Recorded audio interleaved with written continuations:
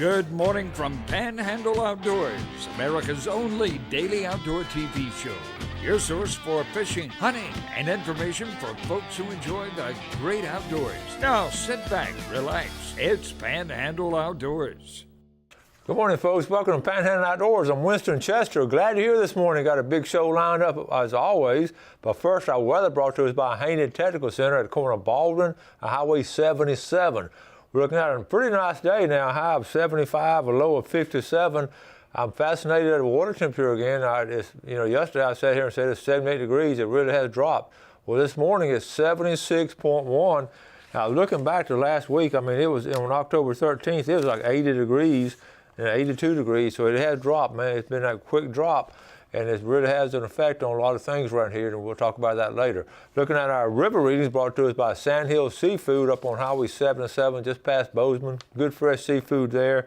The Apalachicola Blountstown steady at a 2.8, and the Choctawhatchee at Caryville right at 10 foot. It's about to peak out, and it's going to start dropping out, but it's really high right now. If you're going to fish today, it's going to be high.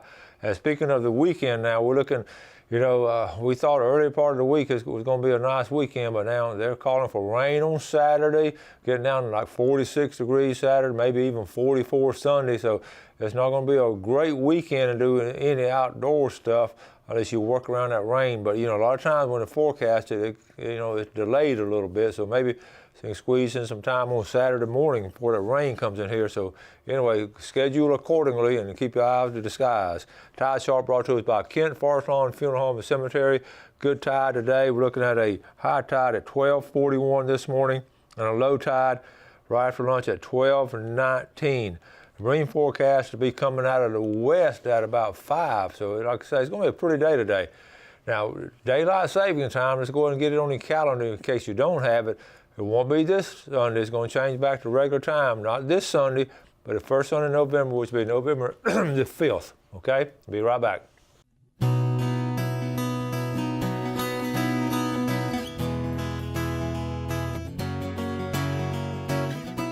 Okay, welcome back. I want to go ahead and show you. You can't see them. These are decals. I know y'all have seen a lot of them. I run out. I just picked up 100 yesterday. That's $350 worth of decals. I'm going to give all of them away to you, our viewer. So here's how we're going to do this. We're going to have some kind of system. I can't mail out 100, but I tell you what, I'm going to just at various times, I'll be around town and all, but this Friday night, I will be, tomorrow night, I will be up at the Funiac Springs in Walton County, and the Blountstown team is coming over to play in the Funiac Springs. I'm going to be at that ball game. So for all you folks over in that Walton County area, meet me at the ball game or call me. If you don't want to go into the game, I'll just meet you out in the parking lot and give you some decals. And then each week I'll try to be at a specific place and cover the whole area. And also we'll have something to give away. But anyway, these decals are really nice. People enjoy them. My teenage granddaughter has one on her car in a parking lot at Mosley, so she was proud of it, and some of those other kids want one. That I told them on the requirement now, they got to watch the show. They just can't put one on the car, ride around with it. They got to be one of our loyal viewers. But anyway, they're in. So, and also the shirts and caps. We'll go ahead and mention that. There's two ladies in charge of the shirts and caps. Winston Chester is not in charge of them. My plate's pretty full putting on this show, but two ladies are very dear to me, and very they do a good job. But they're going to do the shirts and caps, and they've ordered some, got a big shipment in, and the two ladies' names are Gail Chester and Donna Allen, Bill's wife. So they're going to take care of it, and we'll try to get some kind of schedule set up about how you can get some. And a lot of y'all want to get some for Christmas, the caps and the shirts, and we do have some that's come in. But I'm turning that over to them, okay? So I'll give you their phone number pretty soon. You can start calling and harassing them. Migration, I wanted to speak again on migration, on the fish migration. We're right in the middle of it. I've seen a couple of pompano pictures, and to me, the pompano is like a canary in the coal mine. Whatever that pompano is doing, the rest of the fish are doing. And I'm very familiar over the years what the pompano does and what triggers it. A couple of things triggers this migration. Of course, we always talk about the water temperature. And we're, talked about it's dropped like 4 to 5 degrees within the past week, so we know that's a very contributing factor. But it's another thing we don't talk about a lot when the animals and the fish are migrating and moving around is also the amount of daylight they're getting. So we're on these shorter days now, and these animals and fish know the sunlight is just not as quite as much as we've had. So they're going to start moving around and try to get down in a situation where there's going to be more sunlight, and what's going to happen, it's going to be the sun's going to be a little bit higher where they go. So what's going on now? Also, the bait fish will be moving. So those three factors, the water temperature, the amount of sunlight, and also the bait factor, is sort of migrating. And then, of course, we're talking about the mullet going out, spawning, and a lot of spawning going on. So, we talk about different times of year, different fish to do the spawning. Well, redfish are the mullet, late fall, and redfish also the same kind of family. They're late fall, and they're migrating. I'm sorry, they're not migrating. They're spawning. And really 60% of the redfish are going to stay in a particular area. I was reading about a study last night FWC did, actually down in southwest Florida, but they did it for like 3 consecutive years and put little sound devices on the big redfish and all. And they found about 60% of those redfish will stay within like a 5-mile radius in their lifetime. So they don't really move a lot, but they have big schools of them that get out there in the ocean and move around. That's when they started having a shortage of the redfish. Was in the late 80s. We talked about it before, where Paul Prudhomme, the chef over in New Orleans, started doing black and redfish. It became a craze, and sort of commercial fishermen knew the redfish were out there. They always knew the redfish were out there, but there never was a market for them. But then when he did it, started cooking them, and all of a sudden restaurants, just started cooking them and having a huge demand because they made the redfish edible. Before then, it was not really edible to the public. The old timers would eat it no matter what, but the public didn't want to do it. So he made it that way. Then all of a sudden, the commercial fishermen, they'd fly planes over and see these huge schools of redfish, call in the net boats, and they would just get, huge schools of redfish, and they would flood the market. And that's really started the decline of redfish. And before then, we didn't really even have a limit on them. We didn't have many people fishing for redfish. And now it's a sort of glamour fish of the inshore fishery that surpassed the flounder and the speckled trout. Of course, we talk about the speckled trout, just has been there forever, and it's always been a reliable go-to fish. Has been the speckled trout. So anyway, I just wanted to mention what's going on with the spawning and the migration. So all that's going on now. A lot of people, if you don't think people are fishing for redfish, I got tickled looking in the Woods and Water magazine in the October issue. And I always sort of I enjoy this magazine, but I like to read these fishing reports. A lot of these are sort of canned reports where people are saying the same thing. They save it from year after year. But they were talking about the headlines at Keaton Beach, redfish right here. I want to show it to you. Redfish over Keaton Beach, weather, okay. Here, Horseshoe Beach, redfish and trout for October. It comes on up here, Mexico Beach, hungry, here's the headlines, hungry redfish are invading the bay. That's the Mexico Beach report. The Apalachicola St. Mark's report, 'tis the season for reds, okay? 'Tis the season for reds and hungry redfish. So these are all captains filing their reports. So what do you think everyone is fishing for in this area? And it goes on, Panama City, of course, they're going offshore, but Destin, okay, here, Destin Fast, running of the bull red running. So everyone in October, early November are shooting for the big red fish, and there's a lot of activity in October, and early November is the prime time to get those redfish. Okay, let's take a break and we'll be right back.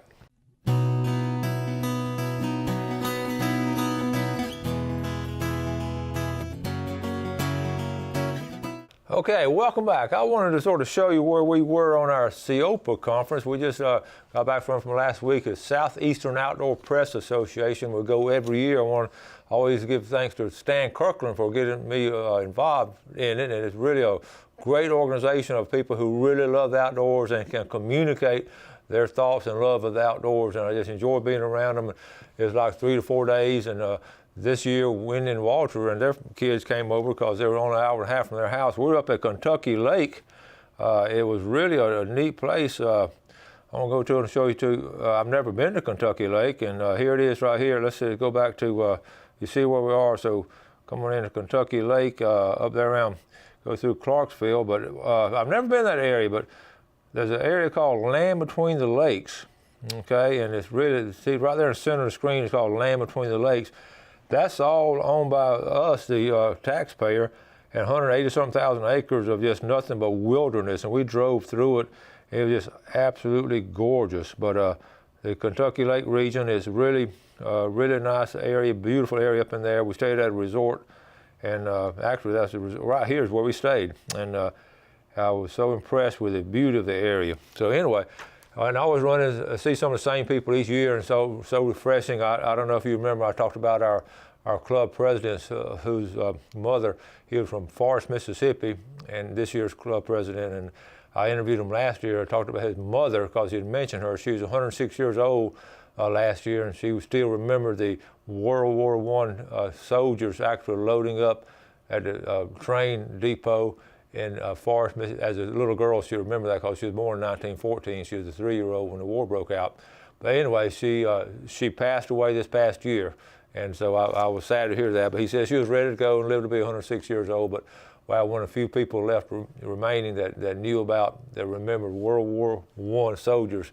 But that was a little side note. Anyway, I got to see a lot of people, and we've lost 3 or 4 each year. We lose 3 or 4 really very talented and gifted people. So anyway, we'll go to different things. And one of the things this year was women in outdoors. And, that's right up our alley here in Panhandle Outdoors, because we're always encouraging ladies to get outdoors and always encouraging children and all. So we really had a great conference, and I have some video I'll spread out through the next week or so. But one of the first ones I'm going to show now comes from the Rocky Mountain Elk Foundation. And you say, well, that's Rocky Mountain Elk. And it's just, to me, the elk is fascinating. You saw that picture yesterday of Jeff Carroll going out to, I believe, Colorado, getting an elk. You got to get a tag and all. But anyway, the elk population, well, it's common. It was common in the United States, and this is what's fascinating. I was looking it up last night. Let's go and look at this picture here. Frog parking only. All the others will be towed. I'll just let you think about that one if you don't get it, and that'll hit you later on at work. But I wanted to show you the picture, if I can get to it. But we talked about, if I can find it here. Okay, here it is right here. Let it focus a minute. This is the eastern elk. Look at the range of it. We had elk all over, and this is year's the last one. In fact, they have a documented. The last elk was shot in Pennsylvania. I read it last night. September the 1st, 1877. They have a documented. The very last elk was taken. The eastern elk was taken right there. But this was a range of it back in the 1800s and all. And of course, men didn't know about conservation at the time. They were just killing. They were not killing for the sake of killing. They were killing for food. So so it vanished. But what happened? They were able to stay in the Rocky Mountain, and they reestablished the Rocky Mountain Elk Foundation is a fascinating group of conservationists, and they established the elk population on the eastern side of the United States in Kentucky, and I've got the different. Kentucky's got them. Tennessee has them. There are like 6 or 7 eastern states that have, they're all over Rocky Mountains now. I'm sorry, the Smoky Mountains, the same ones in the Rocky Mountains, the same species. So the elk population has been replenished to an extent, and they're actually having hunts up there in different. Of course, you got to draw for Kentucky has a healthy population of elk, and you got to go through the drawing, and it's a lot of people draw. But if you get your tag, you're pretty well going to have a chance of getting a good elk and all. But it's fascinating. Looking at all the information on it. And here's a little bit of information on the Rocky Mountain Elk Foundation. This is, I won't read you the whole thing. It actually was founded in 1984. But the big thing, number 1, right on the center page, conserving, restoring, and enhancing natural habitats. And number 2, promoting sound management. And that's what when you talk to these people, when you go to something like this, and they're all like a lot of us. They have a genuine desire and love of the outdoors. They want to be out there, and they want to preserve it. And that's the same thing we want to do here. We want to take care of it and preserve it, because we know if we preserve the outdoors, the animals are all going to stay there. It's going to always be there for us to enjoy. So I have this interview here with Mark, and a little short interview, and just talks a little bit about the Rocky Mountain Elk Foundation and how it's just a good organization of ladies and guys who are really interested in the elk. And now it's back in our neck of the woods. We probably won't ever have them in Florida, but probably North Alabama they'll get them in there, in North Georgia at one point in time. So let's sit back and watch this interview, and then we'll talk about it later after the break. Rocky Mountain Elk Foundation. So this was a fascinating, we had a presentation. And Mark, tell us a little bit about yourself and about the Rocky Mountain Elk Foundation. Well, I enjoy the outdoors. Like to spend time outside with my family, and there's a great organization, a lot of great organizations that value the outdoors, and we're one of them. We like to look after elk and elk habitat and enhance what's out there, and of course there's a great trickle-down effect to all sorts of other species from there, from deer and turkeys and all sorts of predators and everything else. So if you take care of the land, if you take care of the animals, it's good for everyone. We were fascinated at your presentation. You know, a lot of people think about all this is way out west of the Rocky Mountains, but now here on the eastern United States, we have elk. That's true. It's fascinating. That's true. There's more than 15,000 elk east of the Mississippi River. Elk they're not in every state. They used to be in every state years ago, before settlement, and they're not back where they used to be, but where they are in a lot of places, they're doing really well. You know, here in Kentucky, we've got more than 11,000 elk right now that are on the ground, and that's due to efforts from Kentucky Fish and Wildlife and just a lot of folks who care. Yeah. And so it's not just about one certain segment of society. It's not just about Rocky Mountain Elk Foundation members. It's about, and not even just about outdoorsmen and women, it's about people who care about the outdoors. That's awesome. And you live in a special place because if any of my ex-students are watching this show, we're talking about a river runs through it, and you live in Missoula, Montana. I live just outside Missoula, and people that know river runs through it will recognize Lolo, and I lived there and survived for 13 years in Lolo, so happy to be alive from that. But Western Montana is a great place. It's a beautiful place. There's a lot of great people. People there really value the outdoors. They love to hike. They love to bike. Yeah. We love, one of the favorite things that I do during the summers, pick huckleberries. Love to pick huckleberries and make huckleberry ice cream and huckleberry pie. And oh, awesome. Of course, when the fall rolls around, love to be out there and try and chase elk and deer and fill the freezer so we can have some good eats for the winter. Awesome. Well, you got a great job, and I appreciate this interview. You bet. Okay, welcome back. Hope you enjoyed the interview. You can see he has a sincere love of the outdoors, and they just want to conserve it. If you care about outdoors, you're going to take care of it. So it's as simple as that, a real simple motto of outdoorsmen. Let's look at our fishing game times today, brought to us by Blue Water Outriggers. And those folks down there, they love the outdoors, and they're going to take care of it. 5:35 to 7:35 this morning. This evening, 5:59 to 7:59. So while we're talking about clubs and all the organizations that really take care of the outdoors, let me go ahead and mention the Boone and Crockett Club, because again, it was founded by outdoorsmen, and you got here's a little synapse of it right here. Boone and Crockett, North America's oldest wildlife, formed in 1887 by Theodore Roosevelt. And it was, of course, named after Daniel Boone and David Crockett, whom the club founders viewed as pioneer men who hunted extensively while opening the American frontier, but realized the consequences of over-harvesting game. And that's the thing about it. These clubs, these conservation clubs, were founded by men and who hunted and realized what was going on if you didn't have limits and all. So always, the Boone and Crockett Club has been strong, and they recognize the importance of putting limits on them. In the same way, they were the first ones to put limits on game and all. They encouraged the lawmakers to do that. It was not the lawmakers doing it themselves to encourage them. The same way with scalloping. We talked about scalloping here locally. We said if we didn't have any limits, I guarantee you back in the 80s, I made this comment. I said one day somebody's going to hold up that last scallop. It's going to be a guy with a tank top and holding beer in one hand and holding up, hey, he's going to be from Georgia where all my buddies are from. He's going to say, hey, look at here, I got the last scallop. Y'all see this? And eat it right there. And that's man's nature. And if we don't have those limits and all, I know it's been tough the last couple of years in St. Joe Bay, but we've got to take care of our fish and our game. So that's why we do those things. It's been an American tradition with Western elk and also the Boone and Crockett. So that's the point I'm trying to get across. As outdoorsmen, we set our own limits. Of course, we have those outlaws, and that's why we had the Fish and Game Commission and Travis coming on telling those stories each month about the outlaws not taking care of it. Let's give something away. I told you we're going to start giving stuff away. I got a little package here we're going to put together, and I'm going to try to get through it. Okay, here's different things. A nice cup right here. This is an Orca a perfect slimline, good size. We'll give that away. Okay, there's a package of stuff, a decal, a pen visor. All this going to be in a package, and not just an outdo pen. How about Shakespeare cap and a pen visor? Okay, a Captain Roy, autographed Captain Roy jig. Okay, that's going to be in it. How about our floating fishing pliers? And I love these things. I use them all the time. How about a nice T-shirt? Okay, with a nice print on the back. How about that right there? Okay, and we're going to look at a DVD, Big Bucks. All of this, somebody in your family is going to love looking at these big bucks. All right, for fishing.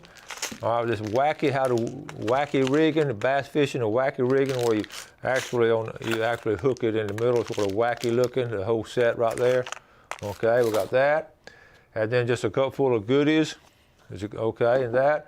And last but certainly not least, a decoy bag. I know most of y'all say, well, I don't duck hunt, but a decoy bag, this is really sturdy. It straps on your shoulder, and you don't have to haul your decoys in it. I've got a couple of them, and you just haul stuff around. A lot of times you put stuff, it could be all kind of stuff you can put in there, but it's a great tote bag to put stuff in, okay? So all that, somehow Gail had that put in this 2-gallon bag. I don't know if it's gonna fit in here or not.